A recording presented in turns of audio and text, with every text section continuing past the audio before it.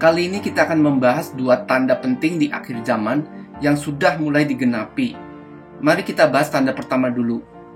Dalam Matius 24, dikisahkan para murid Yesus menanyakan tanda kesudahan dunia dan tanda kedatangannya yang kedua kali. Ada satu jawaban menarik dari Yesus yang dicatat di ayat 37. Sebab sebagaimana halnya pada zamanmu, demikian pula halnya kelak pada kedatangan Anak Manusia. Mengapa zaman Nuh disebut secara spesifik? Karena memang ada sesuatu yang khas di zaman ini. Kita tahu bahwa Nuh dan keluarganya selamat dari air bah yang memusnahkan seluruh bumi. Lalu apakah ini berarti Tuhan akan mendatangkan air bah lagi di akhir zaman? Tidak mungkin, karena Tuhan sendiri sudah berjanji Ia tidak akan melakukan hal serupa lagi. Bahkan Tuhan menaruh busurnya di langit sebagai tanda janjinya itu. Lalu apalagi yang menjadi ciri khas zaman Nuh? Mari kita lihat Kejadian 6 ayat 1-4. Ketika manusia itu mulai bertambah banyak jumlahnya di muka bumi, dan bagi mereka lahir anak-anak perempuan, maka anak-anak Allah melihat bahwa anak-anak perempuan manusia itu cantik-cantik. Lalu mereka mengambil istri dari antara perempuan-perempuan itu, siapa saja yang disukai mereka. Berfirmanlah Tuhan, Rohku tidak akan selama-lamanya tinggal di dalam manusia, karena manusia itu adalah daging, tetapi umurnya akan 120 tahun saja. Pada waktu itu orang-orang raksasa ada di bumi, dan juga pada waktu sesudahnya, ketika anak-anak Allah menghampiri anak-anak perempuan manusia, dan perempuan-perempuan itu melahirkan anak bagi mereka. Inilah orang-orang yang gagah perkasa di zaman purbakala, orang-orang yang kenamaan.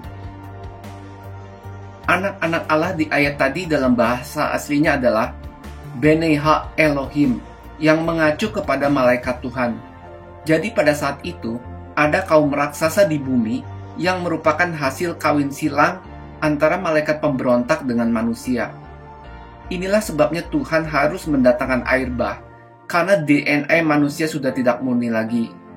Semua ini jelas pekerjaan iblis karena ia tahu bahwa Mesias akan lahir dari seorang manusia dan ia berusaha mengacaukan DNA manusia untuk mencegah terjadinya rencana Tuhan. Dari sini kita bisa menarik kesimpulan, dalam Matius 24, Yesus sedang memberi sebuah clue bahwa raksasa akan muncul kembali menjelang kedatangannya yang kedua kali. Sekarang mari kita bahas tanda kedua. Kita lihat di Wahyu 13 ayat 14-15. Dan ia menyuruh mereka yang diam di bumi, supaya mereka mendirikan patung untuk menghormati binatang yang luka oleh pedang, namun yang tetap hidup itu.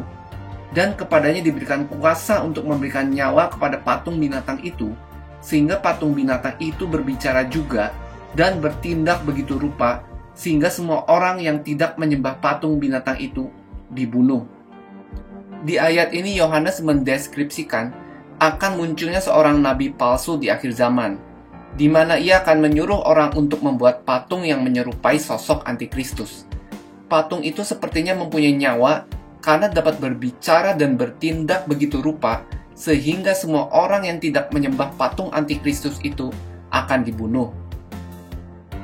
Tahukah Anda, berkat kemajuan teknologi, kedua tanda tersebut sudah menjadi kenyataan di tahun 2021 ini.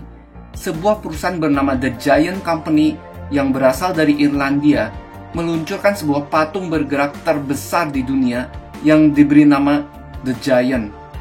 Patung setinggi 10 lantai ini dilengkapi oleh jutaan piksel LED dan dapat diprogram sehingga mampu mengubah dirinya menjadi siapa saja, mulai dari Albert Einstein sampai Spider-Man.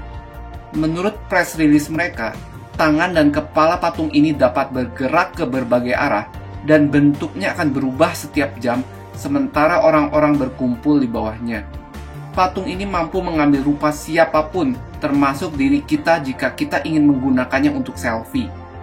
Yang mengerikan, patung ini bahkan mampu berbicara dan menyanyi bagi para pengunjungnya. Patung ini bersifat portable, yang artinya bisa dipindahkan kemana saja tergantung tujuannya. Di tahun 2021, ada sebanyak 21 kota yang dipilih untuk memamerkan karya ini. Dikutip dari press release mereka, berikut ini fitur-fitur yang terdapat pada patung ini. patung bergerak tertinggi di dunia, papan iklan digital terunik di dunia, selfie paling sensasional di dunia, dapat berubah menjadi apa saja secara instan, dapat berbicara dan menyanyi, melihat pemandangan kota dari bahu si raksasa, museum dan pameran canggih untuk semua kalangan dan usia. Dasar dari si raksasa akan dijadikan panggung pertunjukan, roof garden untuk tempat makan, retail, dan entertainment. Pengunjung dapat mengupload foto diri mereka ke patung ini, lalu di-share ke media sosial.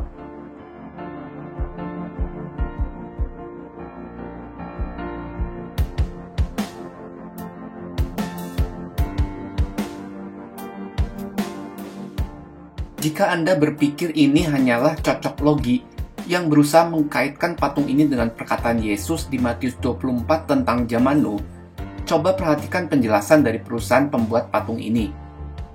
Inside the exhibition space, visitors will engage with the Giant Experience, a series of exhibits which offers an absorbing journey into the world of giants from the realms of legend and mythology to a celebration of the extraordinary men and women and unsung heroes of the city and country it's located in.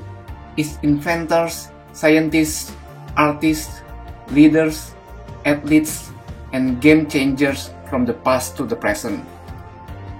Jadi jelas patung ini dibuat supaya manusia saat ini merasakan kembali Giant Experience, yaitu bagaimana rasanya hidup dengan para raksasa yang sekarang hanyalah sekedar mitos dan legenda. Dan saya percaya pada saatnya nanti, patung ini akan digunakan sebagai image antikristus dan disebar ke seluruh dunia, di mana orang-orang diharuskan untuk menyembah patung ini.